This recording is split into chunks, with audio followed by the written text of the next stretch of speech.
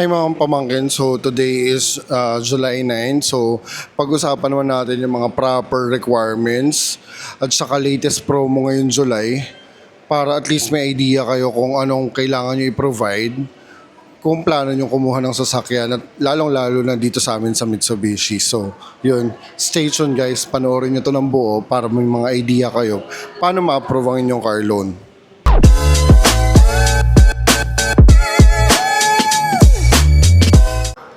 So, unahin natin yung mga locally employed. So, basically, ang kailangan lang naman sa mga locally employed is Certificate of Employment with Compensation. Then, much better kung nakaredy na rin yung 3 months mo na payslip. Tapos, as much as possible, para maganda yung approval mo ng bangko at mabilis, dapat yung payroll account mo is through local bank. Kasi hindi po nag-a-approve ang mga bangko ng cash basis. So, yun, it's a points kung naka-bangko yung payroll nyo. Then, if ever, depende naman sa unit kung kailangan mo ng co-maker. Tapos, syempre, karamihan din naman na nag-a-apply ng car loan. For sure, alam ng iba to. Karamihan na nag-a-apply sa amin, it's either Seaman or OFW. So, basically, ang kailangan lang naman ng Seaman at saka OFW, latest contract. Kung wala kayo dito sa Pilipinas at gusto nyo naman kumuha na agad ng sasakyan, so ang magiging principal borrower, yung pinapadala nyo ng remittance. Then, ang magiging requirements lang nun, 3 months proof of remittance. Dapat yung remittance nyo through bank. Hindi kasi pumapayag na rin yung mga bangko ng through M-Loreal o kaya mga Cebuana o kaya GCash. So malaking points din kung ang papadala mo sa pamilya mo dito is through bank, guarantee ma-approve yun. It's a points na din kung yun nandito, for example, yung lalaki is seaman, then yung asawa naman niya is may locally employed or may trabaho or may business dito, mas maganda rin yun. So, mas mataas yung chances mo para ma-approve ka ng car loan mo. Then, kung ikaw naman ay business owner, so kailangan mo lang naman ng latest na DTI mo at saka last 3 months na bank statement. So, kaya nangihingi ng bank statement, syempre para makita rin ng mga banks kung capable ba tayo magbayad dun sa kinukuha mong sasakyan kasi hindi naman po verbal na lang ang CI ngayon. So, talagang binabank check po nila lalong-lalo na kung business owner ka. So, yun yung mga basic requirements kung plano mong kumuha ng sasakyan. Then, ito po, yung next video natin, i-update ko kayo dun sa mga promos natin ngayong July, bawat unit. So, note lang kayo, watch till the end. So, baka makatulong sa...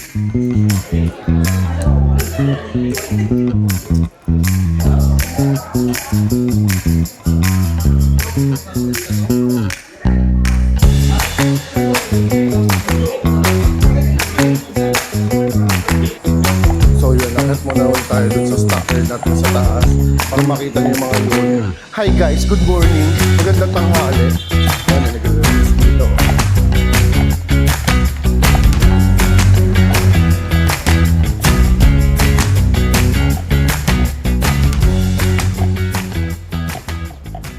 So yun guys, unahin na natin to Expander Cross. So naka-promo to ng 0 down payment. Ang monthly niya is 28,000. Based on 20% na yung 0 down payment na yun. Tapos may exclusive previous pa tayo dyan. Then next natin tong Montero na GLX manual.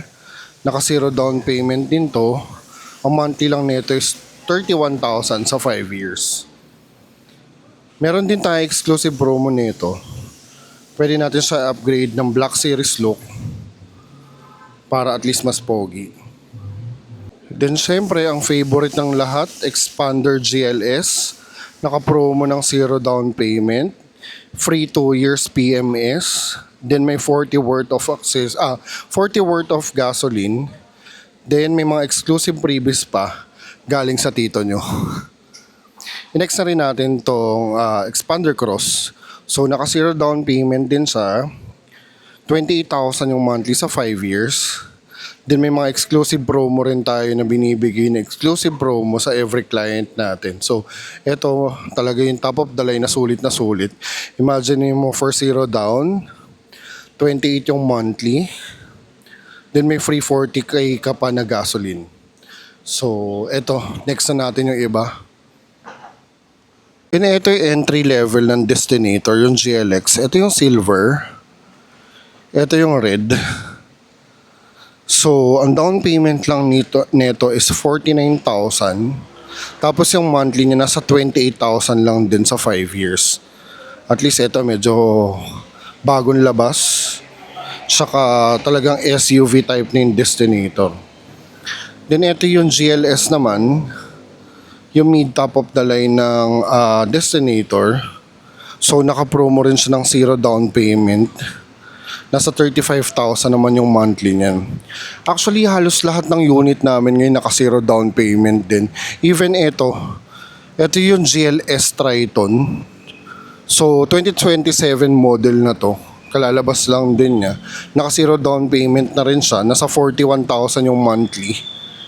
Then, lastly, siguro last to pala.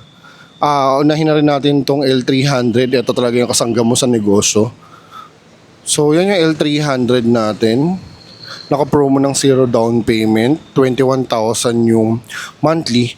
Tapos may free assistance ka na ng LTFRB. So, kung plano mo ipang negosyo yung L300 mo at ipasok sa mga lalamove or courier business, sagot ko na yung papers po nun.